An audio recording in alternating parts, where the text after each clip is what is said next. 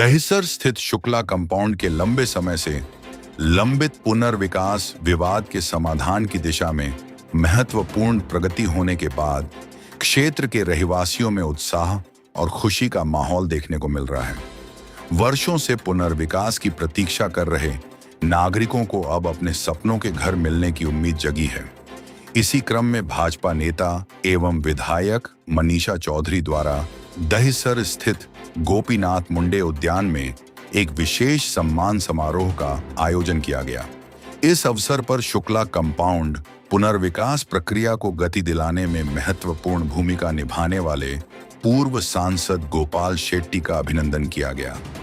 कार्यक्रम को संबोधित करते हुए विधायक मनीषा चौधरी ने कहा कि गोपाल शेट्टी ने बिना किसी व्यक्तिगत स्वार्थ के शुक्ला कंपाउंड के रहवासियों को न्याय दिलाने के लिए लगातार संघर्ष किया है।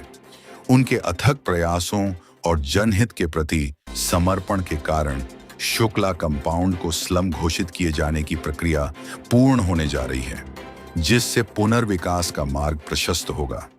उन्होंने बताया कि संबंधित बिल्डर ने भी गोपाल शेट्टी से मुलाकात कर परियोजना को लेकर सकारात्मक रुख अपनाया है। बिल्डर ने रहवासियों को घर के बदले घर तथा दुकानदारों को दुकान के बदले दुकान देने के प्रस्ताव पर सहमति व्यक्त की है। इस आश्वासन से वर्षों से अनिश्चितता और चिंता का सामना कर रहे स्थानीय नागरिकों में नई उम्मीद का संचार हुआ है। मनीषा चौधरी ने कहा कि गोपाल शेट्टी के कार्यों में उन्हें स्वर्गीय जननेता गोपीनाथ मुंडे की जन सेवा, संघर्ष और समाज के प्रति समर्पण की झलक दिखाई देती है।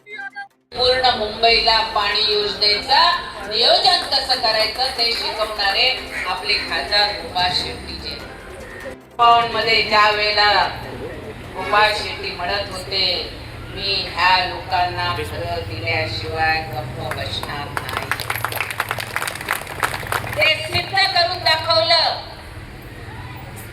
संघर्ष करून दाखवला, पीडा यातना सोसल्या, अनेकांनी सुपारी घेतली होती शुक्ला कंपाउंडची, पण गोपालपुरामध्ये लोक लक्षवेधी म्हणून आवाज उठवला आणि आज ते काल पूर्ण झालं।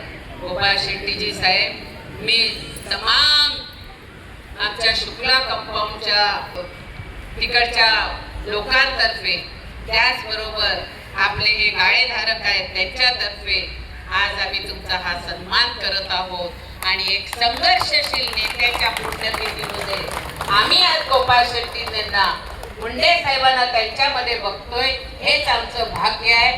धन्यवाद। आज मी माझ्यातर्फे, माझ्या परिवारातर्फे, समस्त दहिसरकरांतर्फे मुंडेजींना आदरांजली आणि श्रद्धांजली व्यक्त करते आणि माझी वाणी इथे संपविते। धन्यवाद। आम्ही ठरवलं आणि मला आनंद होतोय की आजचा दिवस हा संघर्षशील नेत्याच्या पुण्यतिथीचा आहे आणि त्याच पुण्यतिथीला आमच्या उत्तर मुंबईचे संघर्षशील नेते माजी खासदार संसदरत्न आदरणीय गोपाल शेट्टीजी यांनी जो लढा लढला, जो संघर्ष केला, तो मी माझ्या डोळ्याने बघितलेला होता। आणि काल जेव्हा मी MMRDA ला होती त्यावेळेला शुक्ला कंपाउंड SRA डिक्लेअर झालं, ही बातमी ऐकताच मला खूप आनंद झाला की मी ह्या 18 गाळेधारकांना पण न्याय दिला, ह्या शुक्ला कंपाउंडच्या लोकांना सुद्धा जे बेघर झालेले होते त्यांना न्याय मिळणार आणि ह्या अशा नेत्याचा सुद्धा आज एक आम्ही सन्मान करण्याचं ठरवलं। आणि खरोखर ह्याच्यातूनच प्रत्येक कार्यकर्त्यांनी बोध घ्यायचा आहे की संघर्षातून माणूस कसा घडला जातो। स्वर्गीय लोकनेते गोपीनाथ मुंडेजींच्या पुण्यतिथी निमित्त सालाबाद प्रमाणे ह्या वर्षी देखील दहिसरच्या लोकप्रिय आमदार मनीषाताईजींनी कार्यक्रम इथे आयोजित केला।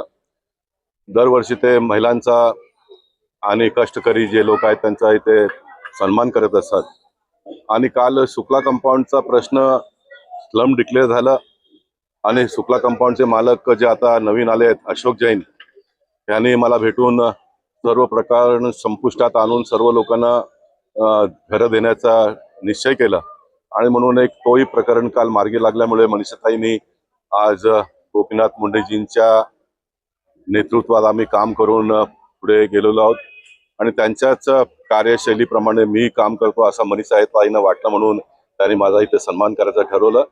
मनीषाताईंनी माझा सन्मान केला, त्याबद्दल मी मनीषाताई आणि समस्त दहिसरकरातल्या नगरजनांच्या मनापासून आभार व्यक्त करतो, त्यांना धन्यवाद देतो. कधीपर्यंत ते आपलं कंपाऊंडचा प्रोसेस होणार आहे आणि त्याच्यानंतर ऍग्रीमेंट कधी होणार आहे? शुक्ला कंपाऊंडचा सर्व सरकारी दरबारमध्ये सर्व नीटनाट व्हायला महिनाभर लागेल कदाच, परंतु शुक्ला कंपाऊंडच्या मालकाला मी सांगितलं त्या दत्त मंदिर जो बंद पडला होता, जे आपण लोकांनी सुरुवात केलं, त्या दत्त मंदिरात येऊन सर्वांच्या समोर त्यांनी सांगावं आणि तो प्रकरण आपण संपुष्टात आणूया. मला वाटतं 1-8 दिवसात सर्व संपून जाईल. युपीचे नेते पेंडेकरनी आपलं गोपीनाथ मुंडे नाही, ते पेडणेकर ताईंनी जी टिप्पणी केली काल ते चुकीच्या माहितीनुसार केलं. परवा जे बैठक विधी समितीमध्ये झालं ते विधी खात्याच्या बद्दल मी नाराजगी व्यक्त केली. कारण विधी खात्यातले लोक जशा प्रकारे म्युन्सिपालिटी महानगरपालिकेचा कोट्यावधी रुपये वकिलांच्या मागे खर्च करतात आणि 18 वर्ष महापालिकेच्या ताब्यात असलेल्या प्लॉटचा निकाल लागत नाही, म्हणून विधी खात्याच्या बाबतीत नाराजगी व्यक्त केली होती. तर काही पत्रकारांनी गोपाल शेट्टी हे विधी समितीवरती नाराज झाले अशा प्रकारचं वक्तव्य केलं. विधी समितीच्या अध्यक्षांनी खूप चांगल्या पद्धतीने तो मीटिंग हाताळला. जवळजवळ तासभर ती बैठक चालली आणि इतके संबंधित लोक आलेले असताना सर्वांना खूप शांतपणे त्यांनी उत्तर देऊन जवळजवळ कालच्या मीटिंगमध्येच जे जमीन मालकीन रीटा दादरकर ह्याही आले होत्या, त्यांची त्यांनी समजूत घालण्याचा प्रयत्न केला.